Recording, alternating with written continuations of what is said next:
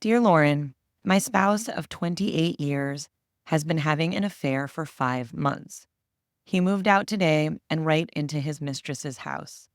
My adult children talked with him a week prior and said they would never accept her, and he needed to pick between them and her.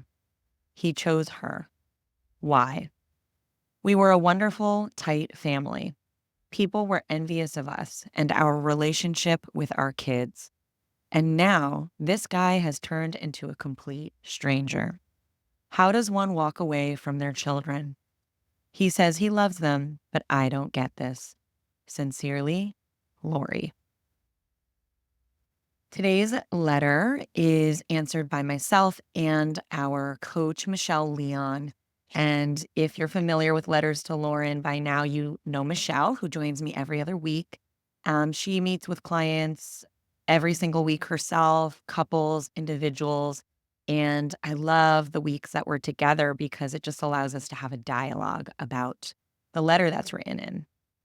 So today's letter obviously strikes at the heart of kind of that shock of losing the family unit, losing the picture of your life with your spouse and your family, the history, the present, and the future. So I just want to pause and express, empathy for what that feels like and for how massive that is and the crisis that invokes. So obviously this is a shock to your family, to your children, and to you.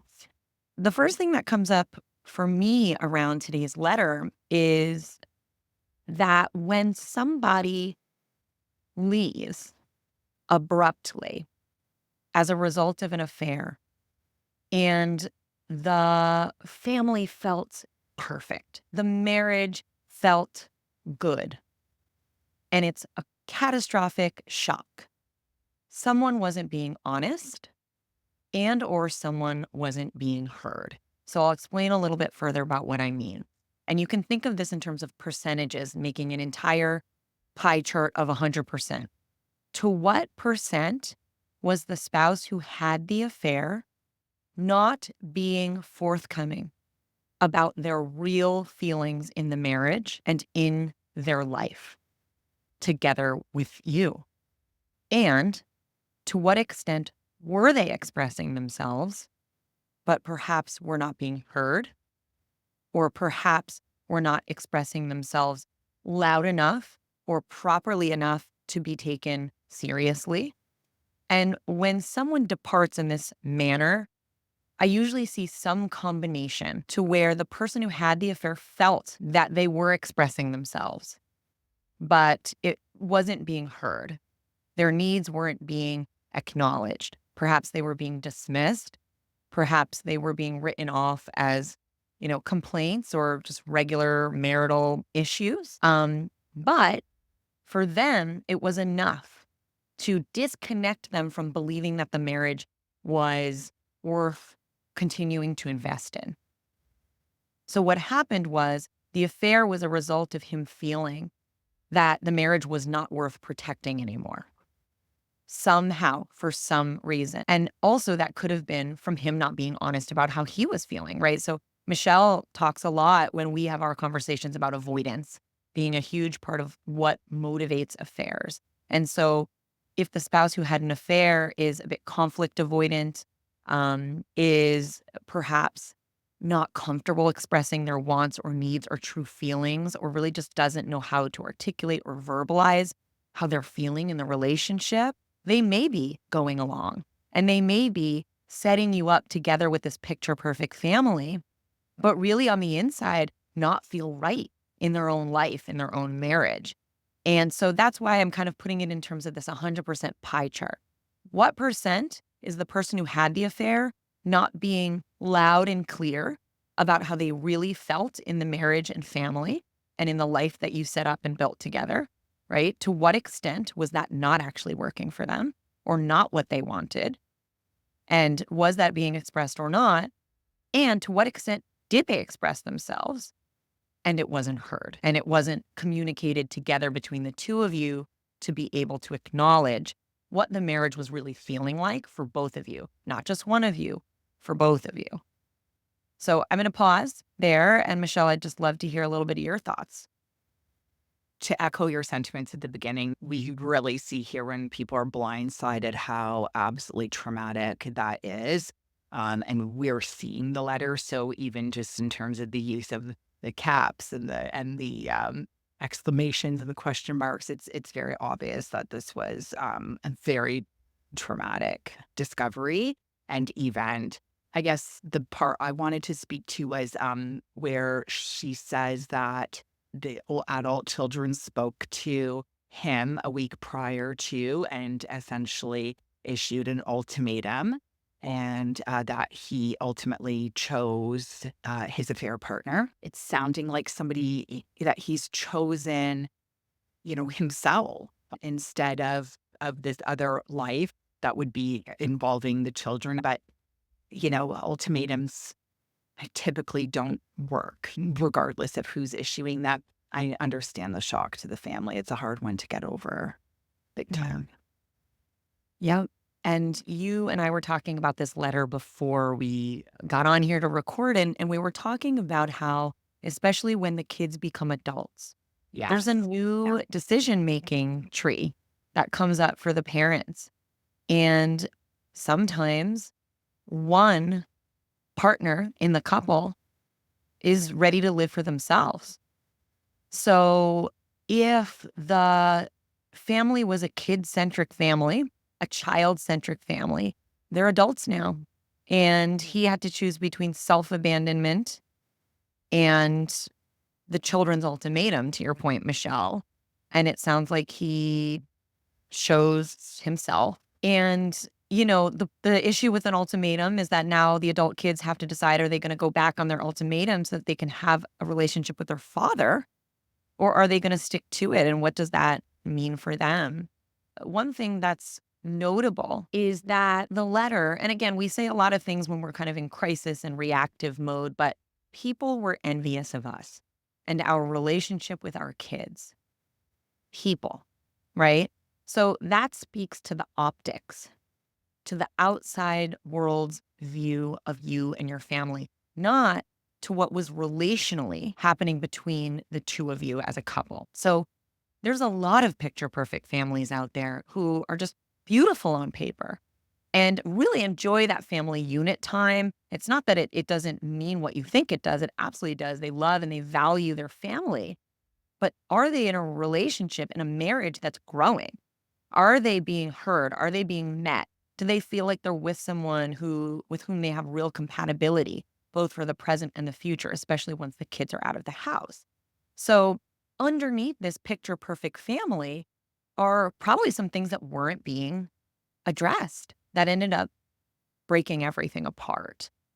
Obviously this was traumatic for everybody, and time will tell where the dust settles for you and for the kids and for everybody here, even including your husband who left. Time will tell whether this affair is the relationship that he wanted to be in or whether it was a reaction.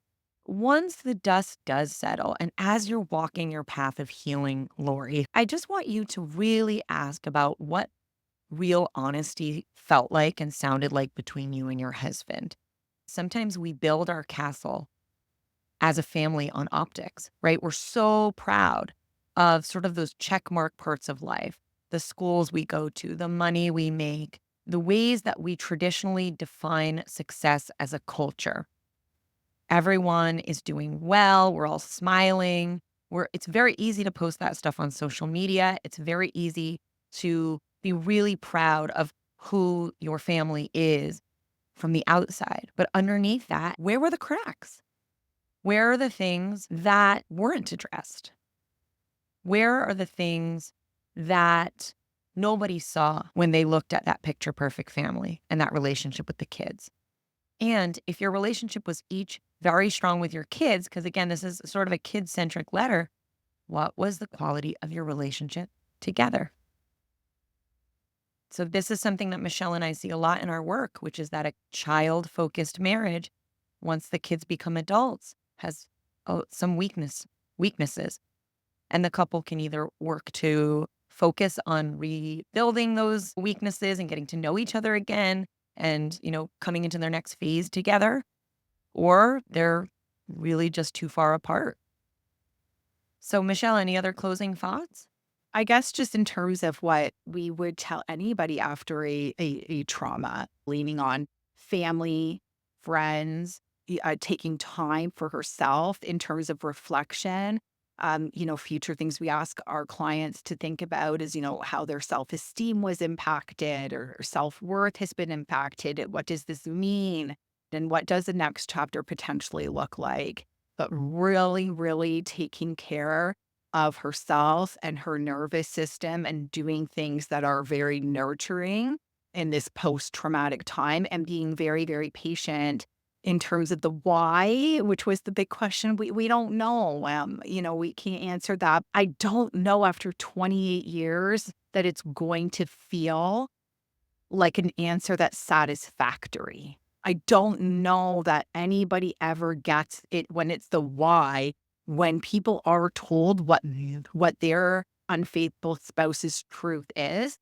It's not like, "Oh, okay, I understand." It still doesn't make sense, but even what people are given the answers when we work with our betrayed spouses, and even when we work with the unfaithful, say, "I told them why, and it's still not good enough," or they don't accept this answer. It's not ever really going to, I don't think it ever feels like a satisfactory answer that gives solace and closure after such an event. Absolutely. It's such a great point that it's the why is really more a rhetorical. Obviously, Word I was looking for.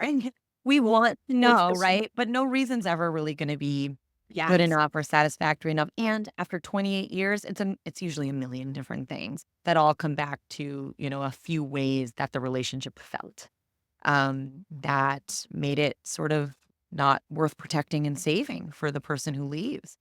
I just want to say one more thing. And this isn't to our letter writer, it's to any spouse who has an affair and leaves their marriage, and their spouse and their kids can't understand, and it feels like an abandonment. It feels like an abrupt moment in which they've lost their mind and they've abandoned everybody, right? We had this picture perfect family, and now you just lost your mind and left. Take this as an opportunity to step up to the occasion and let your children get to know you as a human being for the first time ever, maybe. Oftentimes, we sort of shroud ourselves in these roles of father, mother, spouse, and underneath that is someone who's actually a real whole person who maybe is just starting to realize some things about themselves because of the affair experience. And I encourage everyone I work with who has an affair and it leads to this catastrophic end of their family to not be avoidant about it, because that's what you want to do, right? You want to move right into your affair partner's house, and you want to maybe use the relationship as a little bit of a shield against that grief, against the hard conversations. No, this is your time to step up, to step forward, to take full responsibility for not having handled the end of the relationship the way you wish you had, but for wanting to help the family you will have forever to actually get to know who you are as a person. What are your wants? What are your needs? What are your desires for connection? Why, right? Help them understand who you are and what your real motivation was, and take responsibility for yourself. Because that kind of vulnerability and that kind of humility, that's where you actually stand to have a better relationship with your adult children than perhaps you did before, when everyone was just hanging on to the picture perfect family so you could send out a Christmas card every year. And again, I'm not reducing it to that, but I'm saying this is the inflection point in your family where dad's a real person.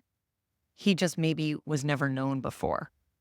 Let's get to know him. But it's up to the person who has the affair, who leaves, to take that opportunity to gather their courage and actually say the things that maybe they're afraid to say. That's what's going to help repair everything.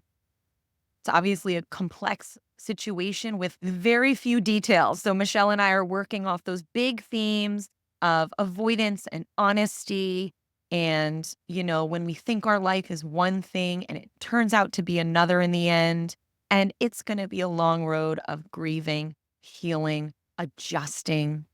And ultimately, once all is said and done and everyone does their work, the hope is that your family can reconfigure and that everyone can heal in a way that allows you to have, that allows the kids to have both parents in their life.